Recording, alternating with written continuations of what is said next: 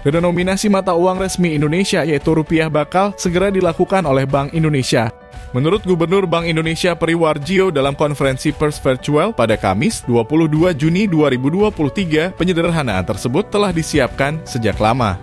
Berikut keterangan seputar apa itu redenominasi rupiah, sejarah, efek, dan rancangan undang-undangnya.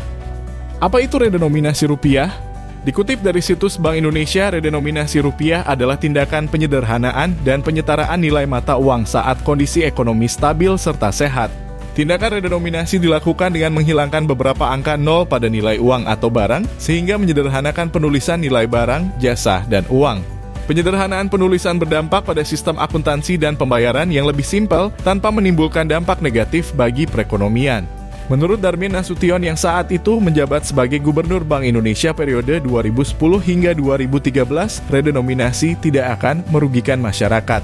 Nilai uang terhadap barang atau jasa tidak akan berubah karena yang terjadi hanya penyederhanaan, sementara menurut definisi yang diambil dari Kamus Besar Bahasa Indonesia KBBI, redenominasi adalah penyederhanaan nilai mata uang rupiah tanpa mengubah nilai tukarnya. Patut untuk diketahui redenominasi berbeda dengan sanering, di mana sanering berarti pemotongan nilai uang. Itu tentu saja keputusan mengenai timing yang tepat mengenai redenominasi ada tentu saja 3 faktor. 1, kondisi makronya itu memang bagus. Yang kedua, kondisi moneter dan SSK-nya juga stabil. Dan yang ketiga, kondisi sosial politiknya juga kondusif, mendukung, positif, kuat lah seperti itu. Timing itu adalah pertimbangan-pertimbangan, 3 pertimbangan utama. Pemerintah Indonesia pernah melakukan redenominasi rupiah pada 13 Desember 1965. Kebijakan tiba-tiba ini dilakukan dengan menerbitkan pecahan Rp1 dengan nilai atau daya beli masyarakat setara Rp1.000 lama.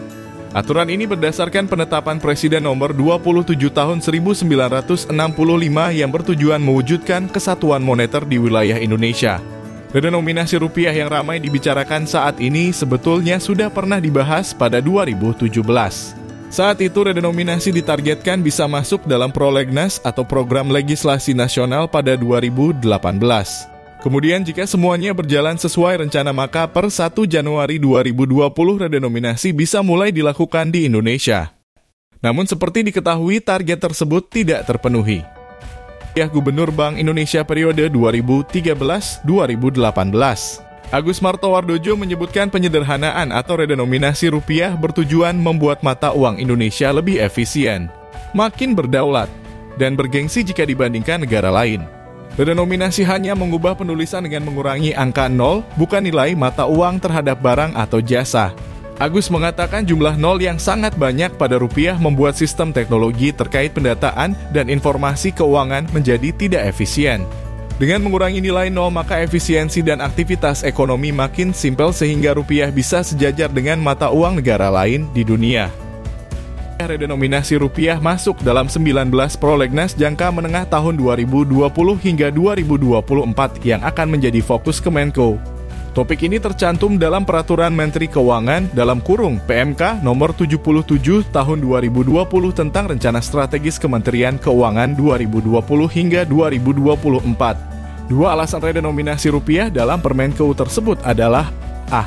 Menimbulkan efisiensi perekonomian berupa percepatan waktu transaksi, berkurangnya risiko human error, dan efisiensi pencantuman harga barang atau jasa karena sederhananya jumlah digit rupiah. B. Menyederhanakan sistem transaksi, akuntansi, dan pelaporan APBN karena tidak banyaknya jumlah digit rupiah. Sebelumnya, pada 2017, Kemenko dan BI pernah mengajukan permohonan RUU redenominasi rupiah agar bisa masuk dalam prolegnas. Namun hingga tahun 2020 rencana tersebut tak pernah terrealisasi. Nah pemirsa Iwan dan rekan, demikianlah informasi yang kami sajikan pada infografis kali ini. Semoga informasi yang kami sajikan dapat menambah khasanah pengetahuan Anda. Sampai jumpa kembali pada ide penulisan infografis berikutnya.